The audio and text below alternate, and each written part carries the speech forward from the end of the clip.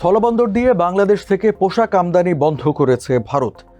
17 মে রাতে দেশটির বাণিজ্য ও শিল্প মন্ত্রণালয়ের বৈদেশিক বাণিজ্য মহাপরিচালক এই ঘোষণা দেন। দর্শক, এ নিয়ে এখনকার টিবিএস নিউজ আপডেট, সাথে আছে আমি রঞ্জু ইফতেখার।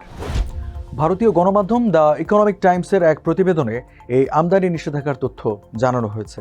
তবে ভারতের স্থলবন্দর দিয়ে নেপাল ও ভুটানে বাংলাদেশি তৈরি পোশাক পণ্য রপ্তানির ক্ষেত্রে প্রযোজ্য হবে না এই নিষেধাজ্ঞা।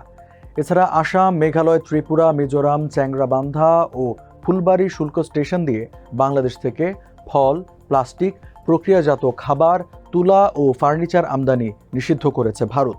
তবে আমদানি চালু থাকবে নবসেবা এবং কলকাতা সমুদ্র বন্দর দিয়ে। রপ্তানি উন্নয়ন ব্যুরো ইপিবির তথ্য মতে প্রতি বছর $740 মিলিয়ন তৈরি পোশাক ভারতে রপ্তানি করে বাংলাদেশ। এপ্রিল মাসের শুরুতে ভারতীয় স্থল শুল্ক স্টেশন ব্যবহার করে বন্দর এবং বিমানবন্দর দিয়ে বাংলাদেশি পণ্যের ট্রান্সশিপমেন্ট সুবিধা বাতিল করে ভারত সরকার।